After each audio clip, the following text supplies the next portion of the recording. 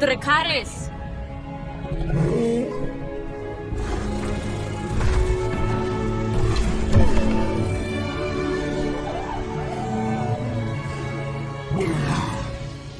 Pouco mais de 3 anos depois do controverso e patético final de Game of Thrones, estamos de volta ao universo criado por George R. R. Martin na nova série da HBO House of the Dragon, ou como ficou batizada no Brasil, A Casa do Dragão.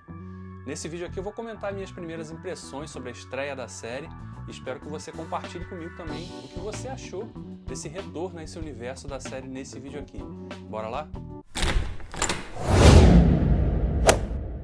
É inegável que Game of Thrones se tornou um fenômeno pop cultural quando teve em exibição ao longo das suas 8 temporadas, né? Todo domingo à noite as pessoas se reuniam, faziam o chamado domingote, né? À espera do novo episódio, para depois poder compartilhar, discutir nos fóruns, nas redes sociais, ou mesmo numa mesa de bar, no trabalho, com seus amigos, na faculdade, porque estava todo mundo vendo, estava todo mundo envolvido com aquele fenômeno, né? Que infelizmente terminou numa nota muito baixa, devido às decisões criativas muito contraditórias e controversas ali da dupla David Benioff e D.B. Weiss. Então essa série estreia primeiro com uma grande responsabilidade de tentar cativar de volta o público de Game of Thrones, fazer com que o público acredite e confie. Não, vamos contar uma boa história dessa vez do início ao fim. E aí a responsabilidade, claro, é muito grande, né, para essa série que já estreia realmente com toda a expectativa, né? Pô, mas é uma história situada mais quase 200 anos antes daquela que a gente viu em Game of Thrones. Por que a gente tem que ter interesse nessa história? Quais são os personagens que a gente vai realmente tentar se envolver, ou que a série vai fazer com que a gente se envolva ao longo dessa jornada? Porque essa série basicamente é centrada nos Targaryen, né? A família Targaryen, quando a série começa, e a contextualização logo na abertura do episódio, eles estão reinando há mais de 100 anos, sob absoluta paz, mas também contando com a ajuda de 10 dragões, né? Fica um pouquinho mais fácil, né? Eles estão reinando ali ali em Porto Real. O rei Jaehaerys já está um pouquinho mais velho, ele então precisa definir quem vai ser o seu sucessor no trono, né? Já que ele está chegando ao fim da vida.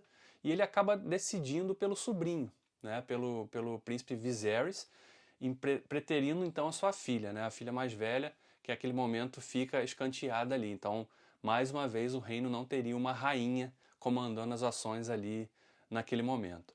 E aí passa-se alguns anos, né? Isso logo na abertura do episódio, né? A gente descobre que o novo rei, Viserys, já está governando ali há quase 10 anos, também numa absoluta tranquilidade, mas ele está enfrentando um dilema, porque ele não tem um herdeiro direto.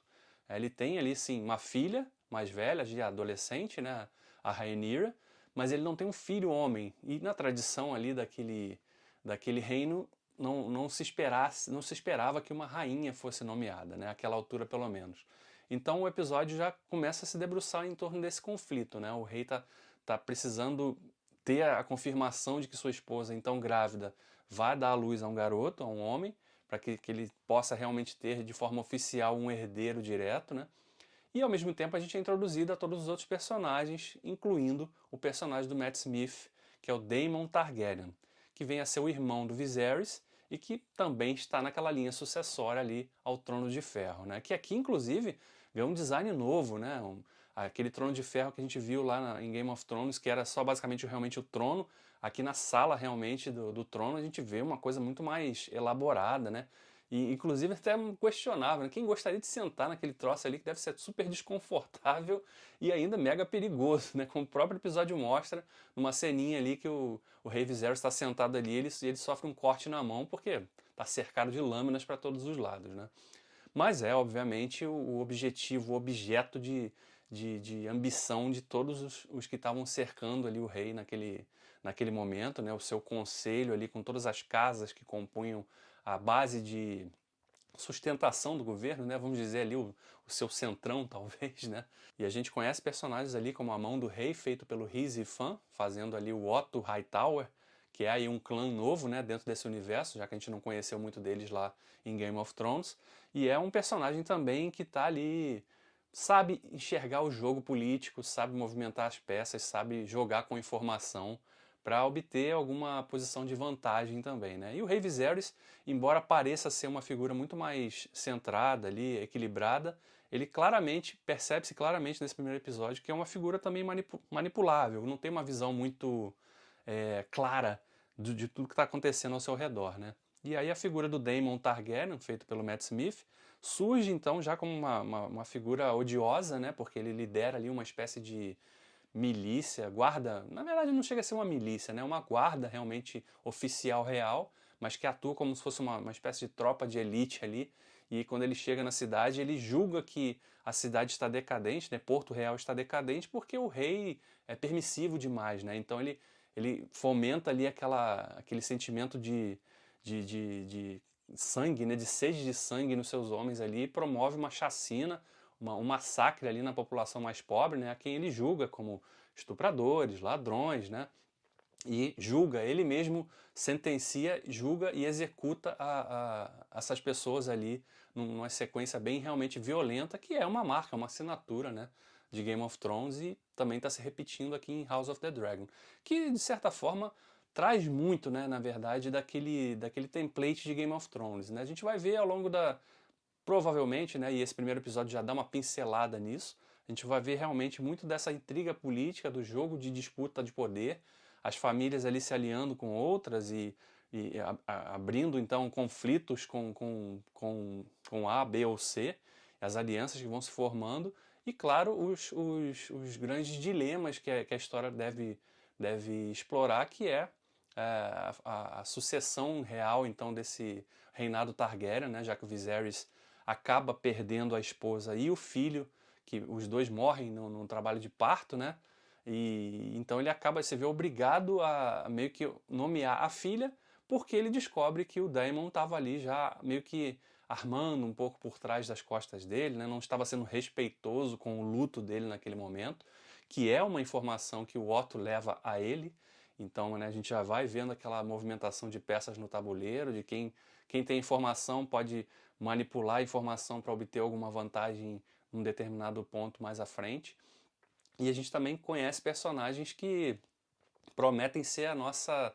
Tal qual era o Varys lá em Game of Thrones, que fazia era aquele olhar do espectador sobre os acontecimentos ali.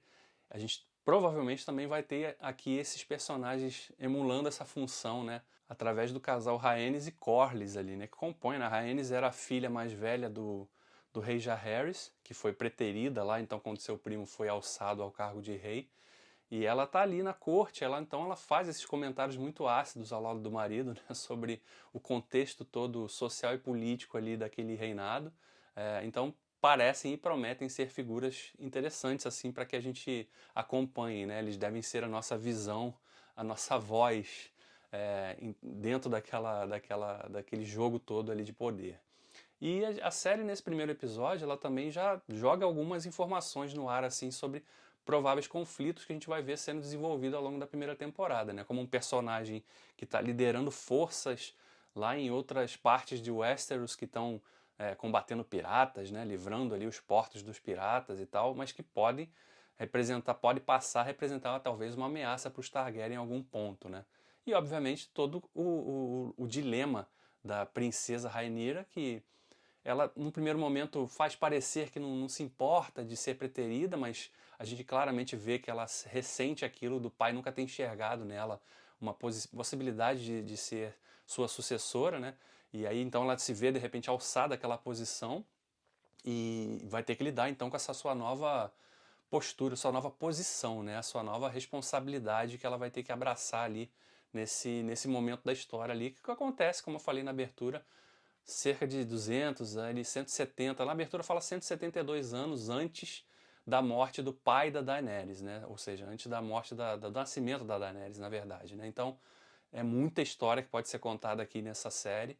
Eu não sei até que ponto eles vão conduzir, né?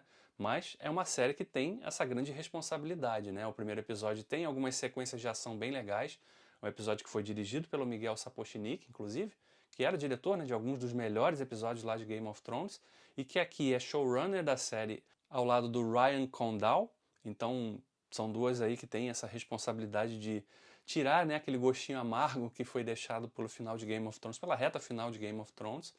e, como eu disse, reconquistar então o interesse e a confiança do espectador de que sim, vale a pena investir o seu tempo assistindo cada um dos episódios que House of the Dragon vai nos entregar. Então é isso, um vídeo com as minhas primeiras impressões. Eu espero que você também tenha assistido a série, né? Porque você está assistindo esse vídeo aqui. E se assistiu, comenta aqui embaixo, comenta aqui, divida comigo o que você achou. Sua expectativa estava alta, estava baixa? Você gostou da experiência de ter retornado a esse universo? Como é que foi assistir no HBO ou no HBO Max, né? Que inclusive vale a nota aqui. Conseguiu segurar muito bem aqui a estreia, né? Ficou aquela expectativa, todo mundo estava esperando de repente que vai cair, né? Não sei o que na hora da exibição, mas não, segurou legal, com a exibição do episódio em 4K, com Dolby Vision, então faz toda a diferença, né? Daquelas experiências grotescas que a gente tinha lá atrás com Game of Thrones na HBO, né? Com aquelas imagens pixeladas e tal. Não, aqui carregou muito bem, funcionou, realmente deu para ver a imagem de forma cristalina, com toda a beleza, né, que o 4K proporciona, ainda que seja no streaming, né? Não é, obviamente, a mesma qualidade que a gente tem numa mídia física, mas, perto do que a gente está tão acostumado a ver, é um belo salto de diferença, né? Mas então eu reforço o convite, comenta aqui embaixo o que você achou, quais são as suas expectativas aí para o andamento dessa primeira temporada. Tá animado com esse retorno ao universo de Game of Thrones, do universo criado pelo George R. R. Martin, e vamos ficar na expectativa, né, do que a série nos reserva daqui pra frente. Tá legal? Eu fico por aqui, agradeço pela sua audiência e considere se inscrever no canal se não for inscrito ainda. Tchau!